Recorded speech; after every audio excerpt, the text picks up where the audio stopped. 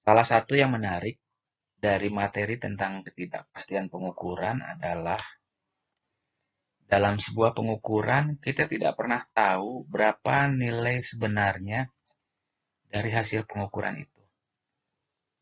Misalnya kita mengukur temperatur udara di sekitar kita dengan menggunakan termometer. Angka yang tertera pada alat ukur, apakah itu menunjukkan nilai yang sebenarnya? Kita tidak pernah tahu. Dalam dunia nyata, yang menarik dalam sebuah pengukuran adalah seberapa besar pengukuran itu menghasilkan kesalahan. Jadi bukan berapa nilai sebenarnya dari hasil pengukuran yang kita peroleh. Nah, dengan kondisi seperti itu, seharusnya muncul pertanyaan.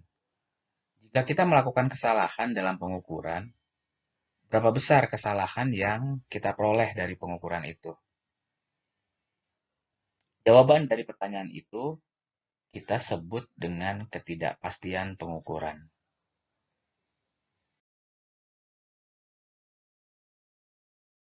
Kesalahan dalam pengukuran berasal dari beberapa sumber. Misalnya berasal dari alat ukur, kemudian bisa juga berasal dari teknik pengukuran atau cara pengukuran yang kita lakukan. Kemudian sumber kesalahan juga bisa berasal dari orang yang melakukan pengukuran itu. Dari sumber-sumber kesalahan ini, maka pengukuran pasti akan menghasilkan ketidakpastian. Contoh dari ketidakpastian dalam pengukuran bisa kita lihat pada alat ukur yang kita gunakan. Misalnya pada alat ukur analog, besarnya ketidakpastian bisa kita prediksi, yaitu bernilai setengah dari skala terkecil. Coba Anda lihat, pada slide ini terdapat sebuah pressure gauge. Kalau Anda melihat skala terkecil dari angka-angka yang ada pada pressure gauge itu, kita melihat dalam satuan bar, skala terkecil adalah 0,5 bar. Sedangkan dalam satuan PSI, skala terkecil adalah 5 PSI. Dengan mengacu pada ketentuan bahwa ketidakpastian adalah setengah dari skala terkecil, maka dalam satuan bar, ketidakpastian bernilai setengah dikali setengah bar, atau menjadi 0,25 bar. Sedangkan dalam skala PSI, ketidakpastian pengukuran adalah setengah dari 5 PSI, atau 2,5 PSI. Pada kasus lainnya, yaitu pada alat ukur yang menggunakan skala digital, seperti yang ada pada gambar di bawahnya,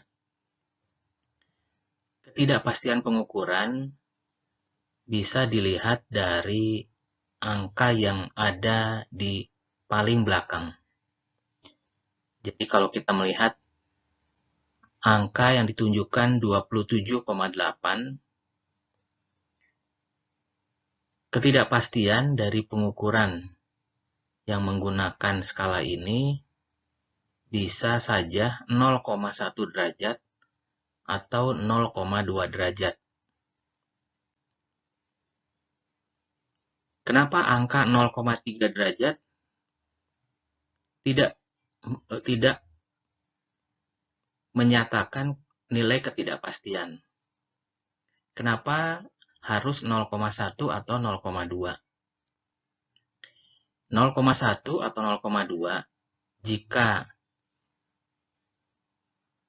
dilipatkan atau diurutkan, maka akan menghasilkan nilai 0,8. Sedangkan 0,3, kelipatan dari 0,3 tidak akan menghasilkan nilai 0,8. Kelipatan dari 0,3 adalah 0,3, 0,6, 0,9. Sedangkan angka yang ditunjukkan oleh alat ukur itu 27,8. Tidak mungkin alat ukur itu menghasilkan 27,9 jika ketelitiannya atau ketidakpastiannya 0,2. Sedangkan jika ketidakpastiannya 0,3, maka kelipatannya harus menghasilkan nilai atau digit terakhir 3, 6, atau 9.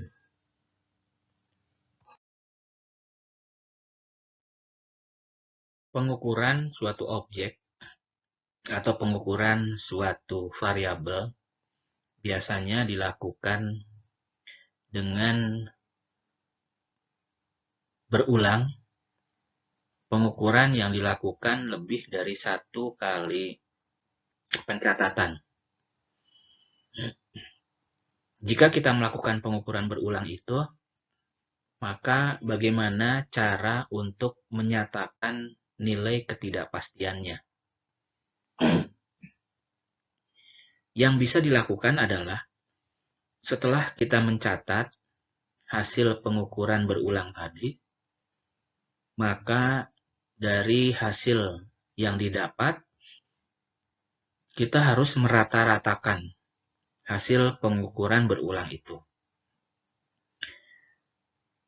Kita mendapatkan nilai rata-rata. Kemudian, tidak cukup hanya menghitung nilai rata-rata. Langkah selanjutnya yaitu menghitung nilai ketidakpastiannya. Nilai ketidakpastian dihitung dengan rumus setengah dikali angka maksimum dikurangi angka minimum. Kemudian, dalam menyatakan hasil pengukuran yang kita peroleh tadi, yaitu dengan menuliskan rata-rata hasil pengukuran plus minus nilai ketidakpastiannya. Kita lihat sebuah contoh, misalnya dalam pengukuran sebuah meja, mengukur dimensi meja, mendapatkan hasil pengukuran berulang 1561 hingga 1562. Terdapat 6 kali pengulangan pengukuran. Dari 6 pengukuran itu, kita dapatkan nilai rata-ratanya, yaitu dengan menjumlahkan seluruh hasil pengukuran dibagi dengan jumlah data, diperoleh 1562,5 mm. Dari 6 kali pengukuran itu, kita tentukan berapa nilai maksimum dan berapa nilai minimum. Kemudian, kita hitung nilai ketidakpastiannya, yaitu setengah dikali nilai maksimum dikurangi nilai minimum, didapat 1,5 mm. Setelah keduanya diperoleh, kemudian hasil pengukuran bisa dinyatakan dengan 1562,5 plus minus 1,5 mm. Dari nilai rata-rata dan nilai ketidakpastian yang telah kita hitung tadi, sekarang kita bisa melihat bahwa hasil pengukuran yang kita lakukan berada di antara nilai 1561 hingga 1564. Nilai sebesar 1561 ini didapat dari nilai rata-rata dikurangi dengan nilai ketidakpastian. Sedangkan nilai 1564 didapat dari nilai rata-rata ditambah dengan nilai ketidakpastian.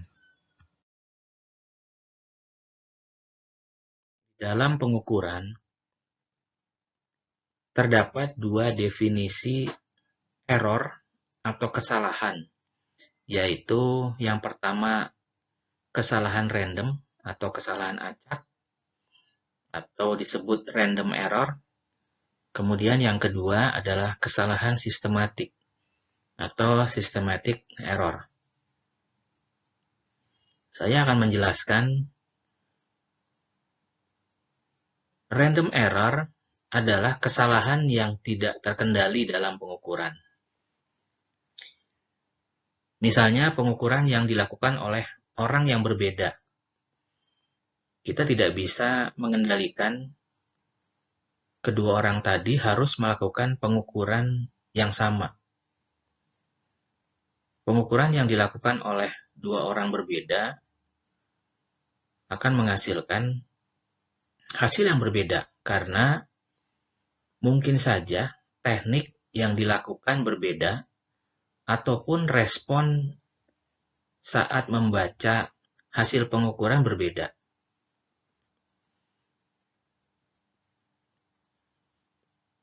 Random error atau kesalahan random dapat diminimalisir dengan melakukan pengukuran berulang atau pengukuran ulang. Kemudian dari hasil pengukuran itu kita menghitung kembali rata-ratanya. Jadi kesalahan random ini dapat diminimalisir nilainya dengan melakukan pengukuran ulang. Jadi boleh dilakukan pengukuran ulang, kemudian pengukuran ulang lagi, dirata-ratakan lagi. Itu adalah cara untuk mengurangi kesalahan dari pengukuran yang dilakukan oleh orang yang berbeda atau pengukuran dengan teknik yang berbeda dan lain sebagainya. Kemudian kesalahan yang kedua yaitu kesalahan sistematik. Kesalahan sistematik ini biasanya menghasilkan nilai yang lebih kecil atau lebih besar dari nilai yang sebenarnya. Kesalahan dalam menggunakan alat ukur, misalnya salah memposisikan nilai 0 pada alat ukur, itu adalah jenis kesalahan sistematik. Kita mengukur jarak dengan penggaris misalnya. Titik awal kita bukan letakkan pada titik 0 pada penggaris, melainkan titik awal diletakkan pada ujung dari penggaris. Sudah pasti itu akan menghasilkan nilai pengukuran yang salah. Kesalahan itu disebut dengan systematic error. Melakukan pengukuran ulang untuk mengurangi kesalahan sistematik ini percuma. Karena pasti selalu salah.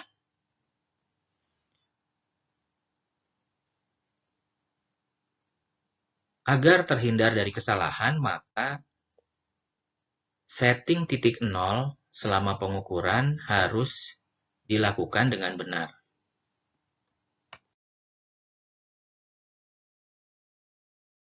Sekarang kita lihat ilustrasi yang ada pada slide ini. Cara membaca alat ukur dengan memposisikan alat ukur miring pada gambar di atas atau mata kita berada pada posisi miring relatif terhadap alat ukur, itu akan menyebabkan kesalahan membaca. Kesalahan membaca itu akan menghasilkan random error atau kesalahan random.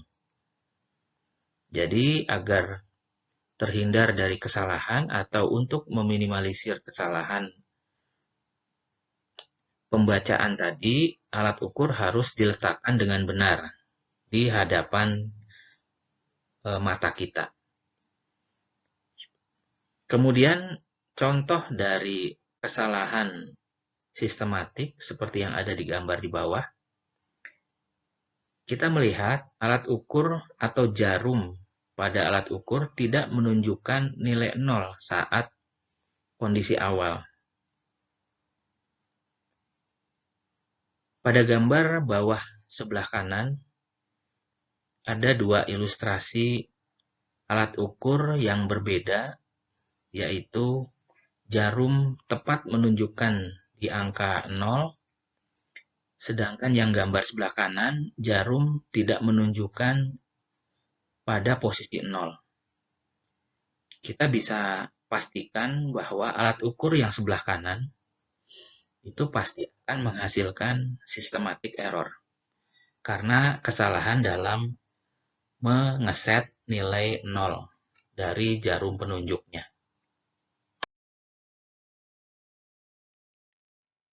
Pertanyaan berikutnya adalah bagaimana menyatakan ketidakpastian hasil pengukuran. Biasanya dari beberapa literatur menyebutkan bahwa ketidakpastian pengukuran bisa dinyatakan dengan 3 cara. Yang pertama adalah ketidakpastian absolut. Yang kedua dinyatakan dengan fraksi ketidakpastian. Yang ketiga dinyatakan dengan persentase ketidakpastian. Kita ambil contoh. Misalnya dari sebuah pengukuran diperoleh hasil 1563 plus minus 5 mm. Plus minus 5 mm ini adalah ketidakpastian. Nah, ketidakpastian absolut itu ditunjukkan dengan angka plus minus 5 mm.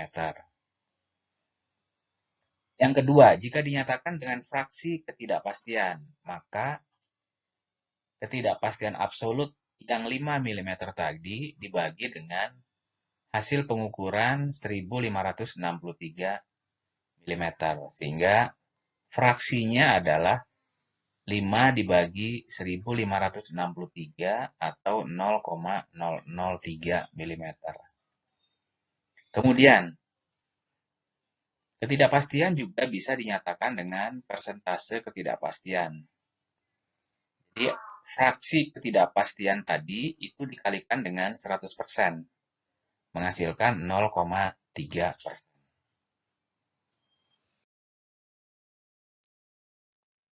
Data hasil pengukuran umumnya dilanjutkan dengan mengolah data tersebut, yaitu dengan memasukkannya ke dalam sebuah rumus atau persamaan. Akibat dari memasukkan atau mengolah data ke dalam sebuah persamaan, maka akan didapat rambatan ketidakpastian pengukuran. Rambatan ketidakpastian ini bisa berupa rambatan karena penjumlahan, pengurangan, perkalian, atau pembagian. Di dalam slide ini, saya akan menjelaskan bagaimana rambatan ketidakpastian pengukuran yang disebabkan oleh operasi penjumlahan dan pengurangan. Kita melihat jika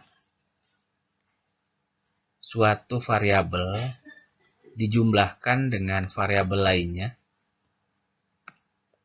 variabel itu sudah dinyatakan dengan nilai ketidakpastiannya, maka Ketidakpastiannya dapat dihitung dengan menjumlah kuadratkan dari ketidakpastian masing-masing variabel.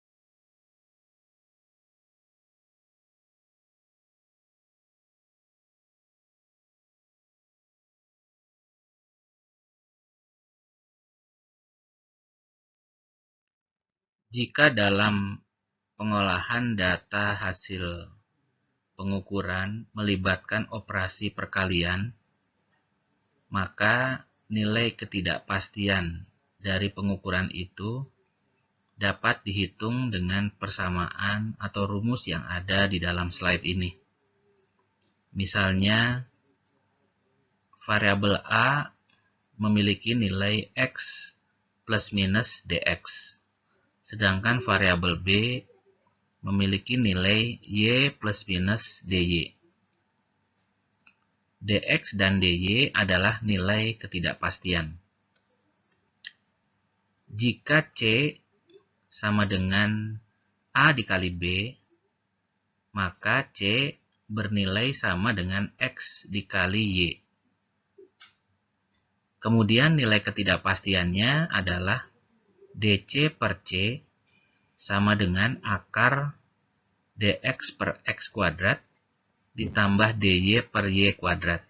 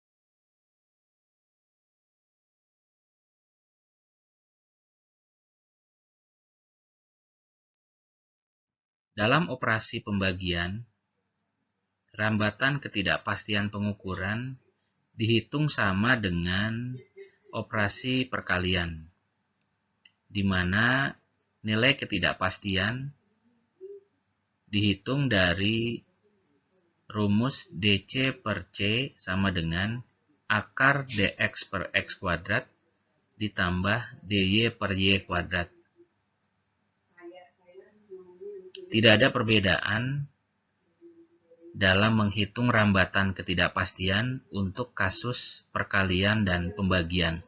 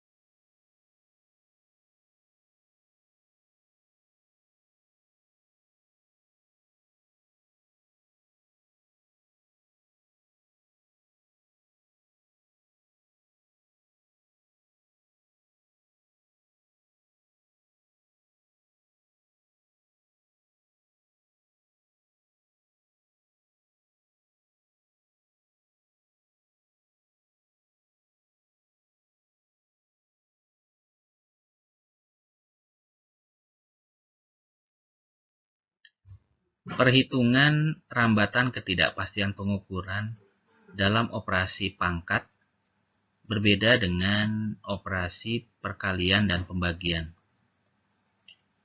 Anda semua bisa melihat bagaimana menghitung rambatan ketidakpastian dalam operasi pangkat seperti yang ada di dalam slide ini. Setelah mendengarkan paparan tentang ketidakpastian, sekarang mari kita hubungkan ketidakpastian ini dengan eksperimen yang kita lakukan. Seperti yang sudah dijelaskan tadi bahwa nilai ketidakpastian menyatakan tingkat kesalahan dalam pengukuran. Kesalahan dalam pengukuran hanya dapat dipastikan jika pengukuran dilakukan secara berulang. Jika dikaitkan dengan eksperimen, maka pelaksanaan eksperimen harus dilakukan secara berulang, khususnya pengulangan pengukuran di satu konfigurasi eksperimen.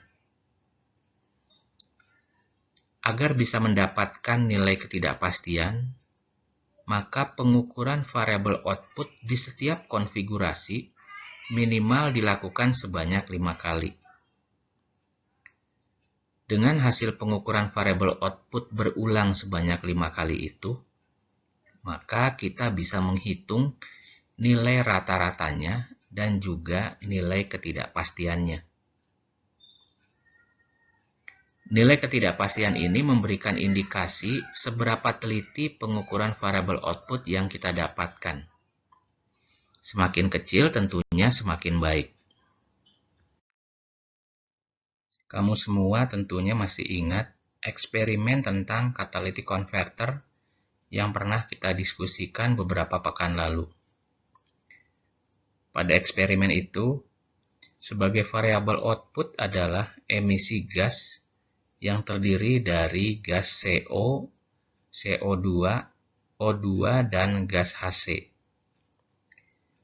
Data-data hasil pengukuran emisi gas itu sendiri akan diperlihatkan di slide berikutnya. Setelah melakukan eksperimen, data yang diperoleh adalah sebagai berikut. Komposisi gas buang yang diukur adalah gas CO, gas CO2, gas HC, dan gas O2. Eksperimen yang telah dilakukan itu mengukur 4 jenis gas selama 4 menit. Data yang ada di slide ini adalah data pengukuran di menit 33 dan 34. Data sisanya akan ditampilkan di slide berikutnya. Data yang ditampilkan berikut ini adalah data pengukuran pada menit ke-35 dan 36. Perhatikan data eksperimen yang diperoleh dari hasil pengukuran emisi gas di setiap konfigurasi. Dari setiap konfigurasi, terdapat 4 kali pengukuran masing-masing gas. Ini menandakan eksperimen dilakukan secara berulang di setiap konfigurasi. Dengan data-data itu, kamu bisa menghitung berapa nilai rata-rata dan ketidakpastian dari setiap gas yang diukur. Sekarang kamu makin paham bagaimana pentingnya nilai ketidakpastian dari sebuah hasil pengukuran. Kita tidak hanya menghitung nilai rata-ratanya saja, tetapi juga perlu memasukkan nilai ketidakpastiannya untuk memperlihatkan seberapa salah pengukuran yang telah kita lakukan.